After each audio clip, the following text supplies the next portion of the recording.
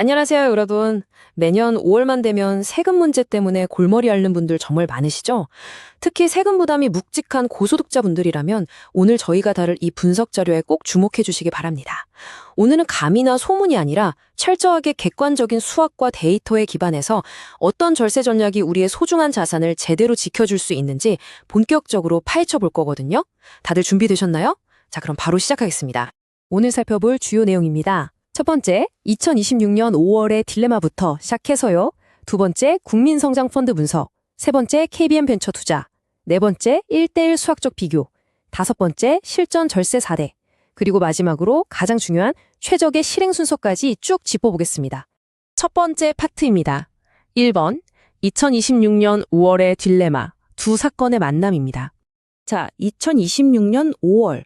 이때 아주 흥미로운, 아니 누군가에겐 굉장히 머리 아픈 두 가지 거대한 이벤트가 겹치게 됩니다. 첫째는 의사, 전문직, CEO, 그리고 성과급을 많이 받으신 직장인분들이 종합소득세를 신고하면서 엄청난 세금 고지서를 마주하게 되는 시기라는 거고요. 그런데 정확히 같은 시기에 정부 주도의 150조 원 규모, 정말 메머드급이죠. 이 국민참여형 국민성장펀드가 출시됩니다. 세금은 왕창 내야 하는데 대대적인 절세 상품은 등장하고 투자자 입장에서는 완벽한 의사결정의 갈림길에 서게 되는 거죠. 그래서 여기서 가장 중요한 질문이 나옵니다. 쏟아지는 정보의 홍수 속에서 과연 어떤 절세 전략이 여러분의 세금 구간에서 수학적으로 가장 높은 수익과 안전을 가져다 줄까요? 감이나 소문 말고 진짜 숫자로 그 답을 찾아보겠습니다. 두 번째 파트입니다. 2번, 정책의 헤비급 선수죠. 국민성장펀드를 분석해 보겠습니다. 국민성장펀드의 소득공제 구조를 보면요. 투자 금액이 커질수록 혜택의 비율이 확 떨어집니다. 처음 3천만 원까지는 40%를 공제해주지만 그 구간을 넘어가면 20%로 반토막이 나고요.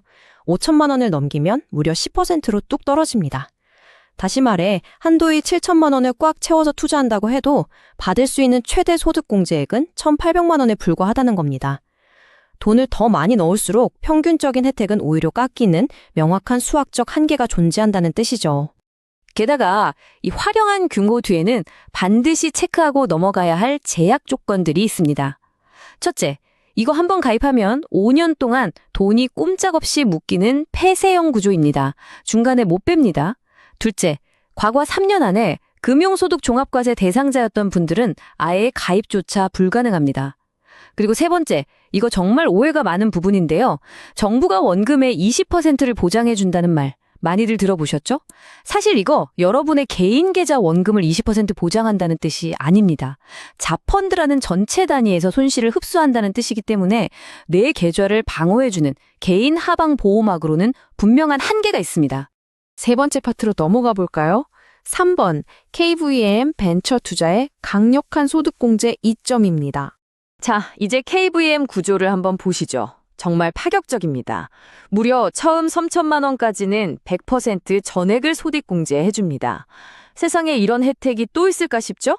3천만 원에서 5천만 원 사이 구간도 70%나 공제해줍니다. 결과적으로 여기에 5천만 원을 투자하게 되면 총 4,400만 원, 즉 내 투자금의 88%를 종합소득에서 덜어낼 수 있다는 뜻이에요. 아까 본 국민성장펀드랑은 출발선부터 완전히 다른 파괴력을 보여주고 있죠.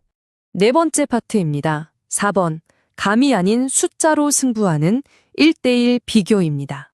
이제 진짜 흥미로운 부분입니다. 과세표준 2억 원인 전문직 종사자분이 이 두 곳에 똑같이 5천만 원을 투자했다고 가정해봅시다. 한계세율 41.8%를 적용해보면 국민성장펀드에서 돌려받는 세금은 약 669만 원 정도입니다. 하지만 KB뱀에 투자하면 어떨까요? 무려 1,839만 원을 환급받습니다. 똑같이 5천만 원이라는 돈을 넣었는데 통장에 꽂히는 절세 금액이 무려 1,170만 원이나 차이가 나는 겁니다. 놀랍지 않나요? 관점을 완전히 뒤집어서 한번 볼까요? 만약 여러분이 나는 딱 1,600만 원만 소득공제 받고 싶어 라고 하신다면 투자금이 얼마나 필요할까요? 국민성장펀드는 무려 5천만 원의 생돈을 밀어 넣어야 이 혜택을 줍니다. 그런데 KBM은요, 100% 공제 구간 덕분에 딱 1,600만 원만 투자해도 그 목표를 달성합니다. 똑같은 세제 혜택을 얻기 위해 내 자본금이 얼마나 묶여야 하는가를 따져보면 KBM의 효율성이 압도적이라는 걸 바로 알 수 있죠. 게다가 시간의 가치도 결코 무시할 수 없습니다. 국민성장펀드는 아까 말씀드린 대로 5년 동안 중도 환매가 불가능한 꽉 막힌 지갑입니다. 반면에 KBBM은 법적으로 의무 보유해야 하는 기간이 딱 3년이에요. 3년 뒤에는 자금을 회수해서 다시 다른 절세 플랜에 재투자하는 이른바 복리 효과를 누릴 수 있습니다. 같은 6년이 주어졌을 때 KBBM은 절세 사이클을 2번이나 돌릴 수 있는데 국민성장펀드는 5년 내내 돈이 묶여 있어야 하는 결정적인 유동성의 차이가 존재합니다. 5번째 파트입니다. 5번, 실전 절세 사례를 통해 나의 페르소나를 찾아보겠습니다. 자, 성과급 때문에 과세 표준이 확 높아지신 직장인분들부터 고소득 전문직, 의사, 그리고 기업의 CEO분들까지 다양한 케이스를 쭉 한번 보시죠. 과세 표준 구간이 다 달라도 결론은 아주 일관됩니다. KBM을 선택했을 때 환급받는 금액이 국민성장펀드보다 항상 2.7배에서 2.8배 정도 더 높습니다. 수학은 거짓말하지 않잖아요. 내 소득 구간이 어디든 간에 압도적인 효율성을 증명해주고 있습니다. 여기서 아까 보셨던 의사분 케이스로 돌아가 볼까요? 그 1,170만 원이라는 격차에 대해서 곰곰이 생각해 볼 필요가 있습니다. 이건 단순하게 기분 좋은 보너스 수준이 아닙니다.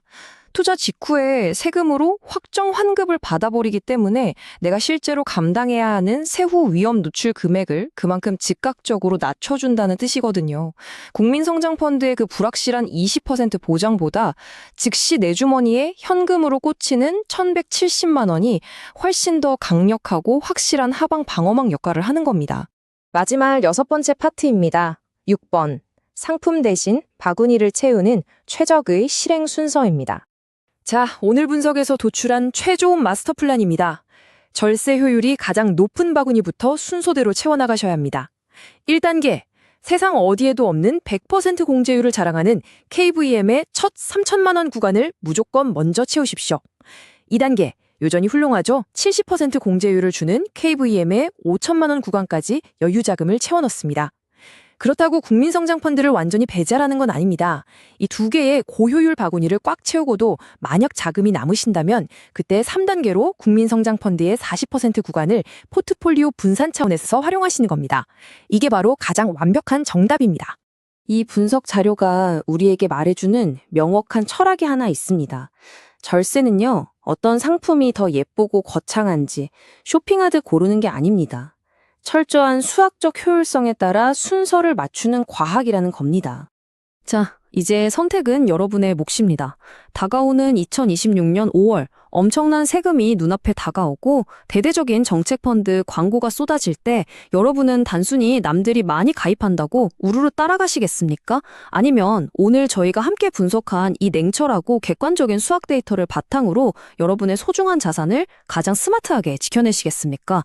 오늘 살펴본 내용이 여러분의 현명한 절세 전략을 세우는데 명확한 기준이 되었길 바랍니다. 시청해주셔서 감사합니다.